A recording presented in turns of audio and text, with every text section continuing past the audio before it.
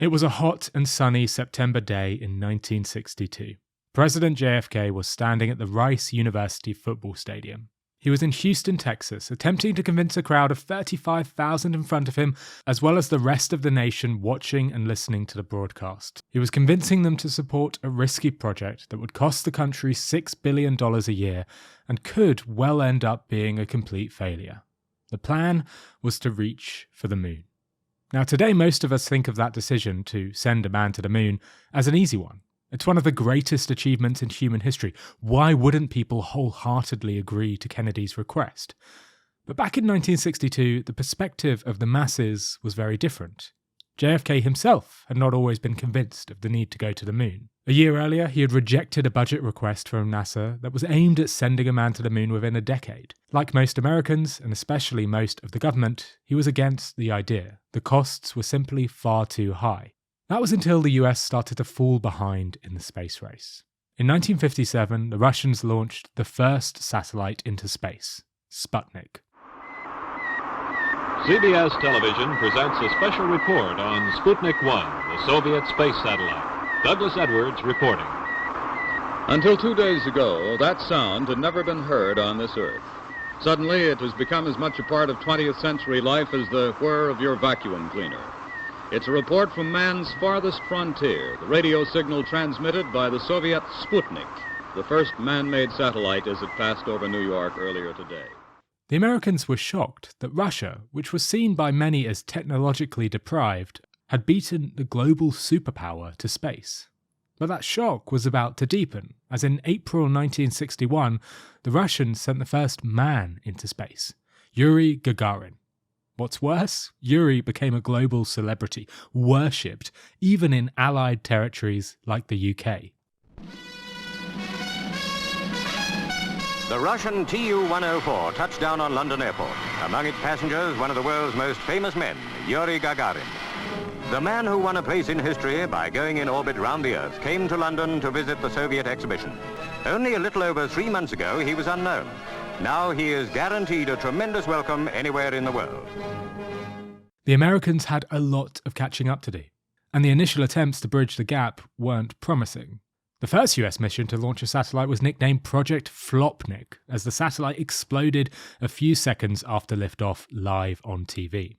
They pushed the button at Cape Canaveral today, and 2 seconds later, America's hopes for launching a satellite into space this month went up in searing sheets of smoke and flame.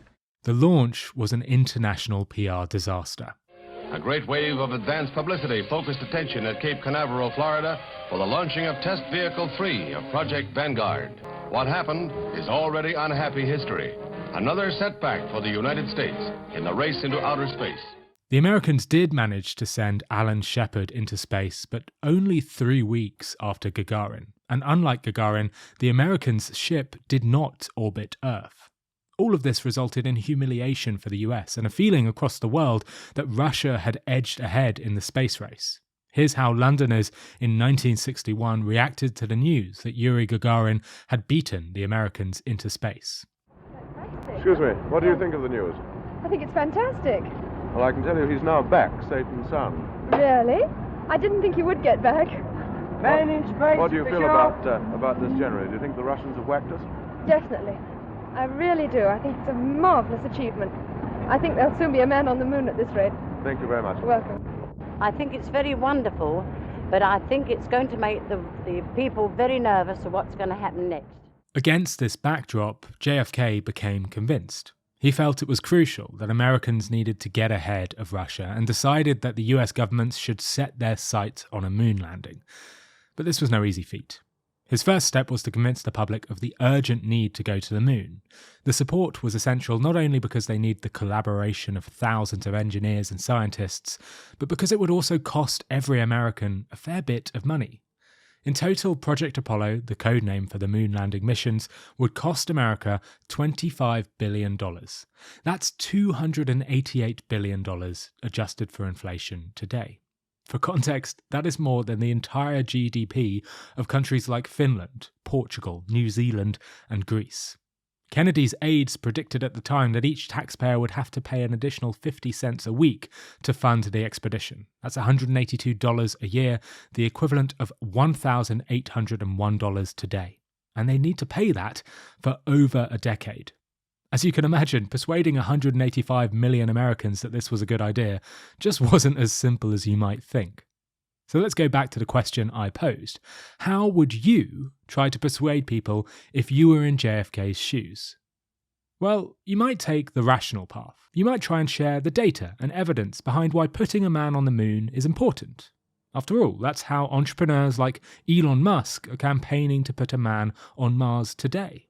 Here's Elon Musk attempting to persuade us to go to Mars in a 2015 interview. The window of possibility is open for us to extend life to another planet. To the best of our knowledge, life exists only on Earth. There's a good argument that it exists elsewhere, but we've seen no sign of it. I think it's important for us to take advantage of that window while it is open and to establish life on another planet in the solar system, just in case something goes wrong with Earth. There could be either a natural or man-made disaster that knocks the technology level below that which is where it is possible to travel to another planet. He takes the rational route. He says we're at a unique point where technology is great enough to get us to another planet. We should take that opportunity while we have the chance. Of course, this makes sense. He shares more about these plans in the SpaceX keynote later that year. So looking into the future, next steps, we were kind of intentionally a bit fuzzy about this timeline. We were going to try to make as much progress as we can. Obviously, it's with a very constrained budget, but we're going to try to make as much progress as we can on the elements of the interplanetary transport booster and spaceship. And hopefully we'll be able to complete the first development spaceship in maybe about 4 years and start doing suborbital flights with that. Now remember, Musk had a similar task to JFK. He needs to inspire thousands of employees, convince hundreds of investors, and even persuade international governments to help him achieve his dream. Yet this rational approach that he takes, talking about the tangible costs and benefits of his plan, it isn't very persuasive. If JFK had taken this route, there's a good chance that the Americans wouldn't have rallied behind the idea. Research by Daniel Hopkins and his colleagues from the University of Pennsylvania looked at how effective facts and data and tangible benefits are at changing opinions. In particular, he investigated whether correcting Americans' misperceptions on immigrants would change their attitudes. Americans are, like the citizens of many countries, prone to exaggerate the size of foreign-born populations and the size of many minority groups. Such misperceptions are linked to unfavourable views on immigration. It therefore seems logical to assume that if those who are hostile to immigrants are given the correct information about how many immigrants there actually are, well, they should then modify their views accordingly. However, that is not what Hopkins and his team found. He randomly assigned accurate and inaccurate information about immigration policy and levels of immigration to participants in this study. After sharing these facts, some true, some false, he then questioned the individuals on their attitudes towards immigrants. He found that none of them had changed their attitudes. Even among those who discovered that their previous assumptions were wildly out of kilter with reality, they wouldn't change their views. The researchers concluded that facts don't alter opinions in the way we would like to believe. Rather, opinions come first, and then facts are interpreted to support those opinions. Kennedy couldn't just share facts and figures about why America should land on the moon. That wouldn't be enough. So instead, JFK took a different approach. He ignored all the rational reasons why going to the moon would be important. He didn't mention how the benefits outweighed the costs. Instead, he leans on emotion, using a number of different nudges to win the audience over. He starts by highlighting the problem. For we meet in an hour of change and challenge, in a decade of hope and fear, in an age of both knowledge and ignorance. The greater our knowledge increases, the greater our ignorance unfolds. He uses a bit of negativity here, how the world in 1962 it has its problems. There's the ideological warfare between Russia and the US. He uses this to grab our attention and make the need to go to the moon more salient. The negativity bias is a well-researched psychological phenomenon. It reveals that we are drawn towards negative topics. We are more likely to click on an upsetting news article, and we are more likely to pay attention when someone shares a sad story. If you've ever had to pay attention at a company meeting where there's rumours of staff cuts, then you'll know how your brain will ignore all other information and only focus on the potential negative news. So Kennedy, he uses negativity to gain attention and then counter some of the critics. Surely the opening vistas of space promise high costs and hardships, as well as high reward. So it is not surprising that some would have us stay where we are a little longer, to rest, to wait. But this city of Houston, this state of Texas, this country of the United States was not built by those who waited and rested and wished to look behind them. What Kennedy does here is an incredibly powerful persuasive tool. He calls out the naysayers, saying that it's not surprising that some would be against the project. But then he refers to everyone in the stadium, everyone in Houston, and everyone in America as taking the opposite point of view. He suggests that the vast majority of Americans don't feel that way, that most Americans want to move forward rather than focusing on the past. This smart use of words leverages the social proof bias. Social proof is a bias that all of us have. It's a bias that encourages us to follow the actions of others. We will order the most popular item on the menu. We'll want to watch the latest box office hit. And we'll stand in line at a 5-star restaurant because we feel this need to follow others. With that one line, JFK made it sound like most Americans, most Texans, and most people in the stadium wanted to go to the moon. And with that, he leverages social proof, making people feel like the majority agree with the idea. And he builds on this with his next line. It is that man in his quest for knowledge and progress is determined and cannot be deterred. The exploration of space will go ahead, whether we join in it or not. And it is one of the great adventures of all time. And no nation which expects to be the leader of other nations can expect to stay behind in this race for space. No nation which expects to be a leader of other nations can stay behind in this race for space. So this, I think, is the most persuasive aspect of Kennedy's speech. Not just this line, but the principle he's using. He does so at other points, which I'll share later, but I think this is one that really convinces people. Kennedy here is appealing to the pre-existing beliefs that every American has. Americans in the 60s felt like the leading citizens on Earth. They had the largest economy. They helped win the World War. Their technology is improving at an exponential pace. They feel superior to others, and Kennedy appeals to that feeling. By saying leaders can't stay behind, he's using a principle known as confirmation bias. Confirmation bias is arguably the most important thing you need to be aware of when you're trying to persuade. It means that most of us process information by looking for views that are consistent with our existing beliefs. If I tried to convince you, yes you listening, to change your diet and go vegetarian, then I'd struggle to do so if I said all meat eaters are assholes, because that's probably not consistent with your existing belief. You're a meat eater, and you're not an arsehole, so Phil is not worth listening to. However, if I said, look, let's face it, all meat eaters are well-intended. They're good, warm-hearted people who just want to do what's best for the environment. Meat eaters just want a clean world for their grandkids to grow up in. So most meat eaters, like you, probably understand the need to reduce their meat in their diet. Now, if I said that, I'd be appealing to your existing beliefs. You believe you are a good, warm-hearted person, so you're more likely to listen to what I have to say. Kennedy uses this exact trick, except with a lot better execution than me. He appeals to Americans' beliefs, that they are global leaders, and then challenges them by saying leaders like you wouldn't want to fall behind in the space race. It's incredibly compelling, and Kennedy knew it because he does it again. Those who came before us made certain that this country rode the first waves of the Industrial Revolution, the first waves of modern invention, and the first wave of nuclear power. And this generation does not intend to founder in the backwash of the coming age of space. We mean to be a part of it. We mean to lead it. This generation does not expect to flounder in the backwash in the coming age of space.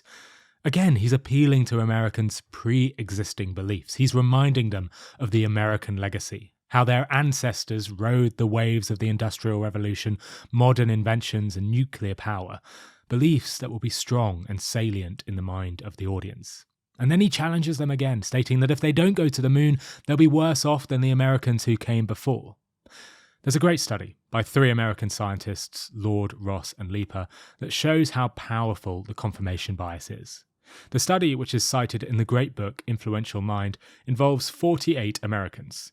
Half of them strongly support the death penalty, half of them strongly oppose it. They presented the participants with 2 scientific studies. One offered evidence regarding the effectiveness of capital punishment, and the other had data showing its ineffectiveness. Now, in reality, the studies had been totally fabricated, but the students, the participants, they didn't know that. The researchers asked the participants, did they find these studies convincing? And then, did they believe that the data provided good evidence that should alter their minds? And it turns out some of the participants said yes, this data is convincing, but only when the study reinforced their original view. Those Americans who strongly supported capital punishment thought the study that demonstrated its effectiveness was well conducted, and at the same time they argued that the other study was poorly executed and not compelling. Those who were originally against capital punishment assessed these studies in the opposite way. As a result, the believers in the death penalty left the lab supporting capital punishment with more passion than ever. Lord, Ross and Leeper found what JFK knew all too well. We are only persuaded by evidence that appeals to our existing beliefs. So JFK, he didn't try to persuade people by talking about the technical details of the rocket, like Elon Musk did earlier. He calls out how this is the American legacy, how Americans are known for their innovations, and how he doesn't want his generation to be the one that fails to achieve what's expected. He also makes sure that this seems like a shared identity, that all Americans are together in this project. Rather than saying NASA or the Space Department is working on this project, he says we. He makes every American feel like they are involved in the cause. To be sure, we are behind, and will be behind for some time in manned flight. But we do not intend to stay behind, and in this decade we shall make up and move ahead.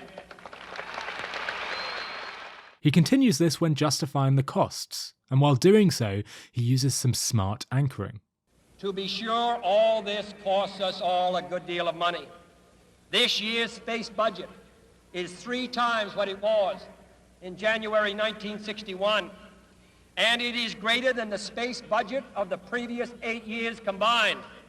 That budget now stands at $5.4 billion a year, a staggering sum, though somewhat less than we pay for cigarettes and cigars every year. Sure, it's a lot of money, but it's still less than what Americans spend on cigars and cigarettes. That subtle bit of anchoring makes this eye-watering yearly budget, $59 billion in today's money, well, it makes it seem just insignificant and small. Throughout the speech, Kennedy uses a number of different biases. Anchoring. He anchors the cost against the yearly spend on cigarettes and cigars. He uses the negativity bias to capture attention. He uses social proof to suggest that most Americans are behind the cause. And finally, confirmation bias, appealing to Americans' pre-existing beliefs to shift their views. All of this made the speech extraordinarily compelling, and it led to one of the most iconic lines from any speech in the past 100 years. But why, some say, the moon? Why choose this as our goal? And they may well ask, why climb the highest mountain? Why, 35 years ago, fly the Atlantic? Why does Rice play Texas? We choose to go to the moon. We choose to go to the moon. We choose to go to the moon in this decade and do the other things, not because they are easy, but because they are hard. Because that goal will serve to organize and measure the best of our energies and skills. because that challenge is one that we're willing to accept, one we are unwilling to postpone, and one we intend to win, and the others too.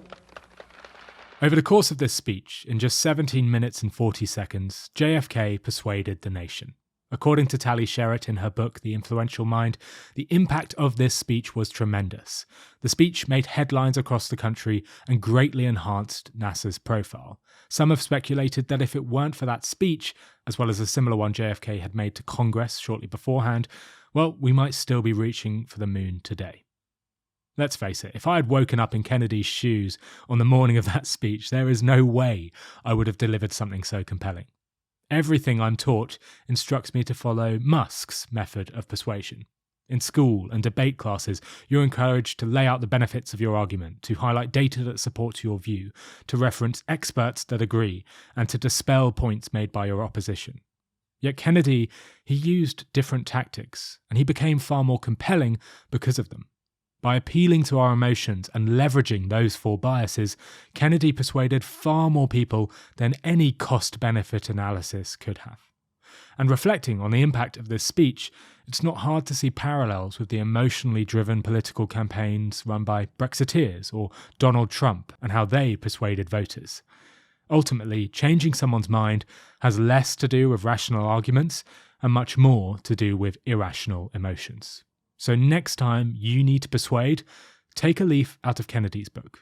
Use anchoring, use social proof, and above all, appeal to their pre-existing beliefs.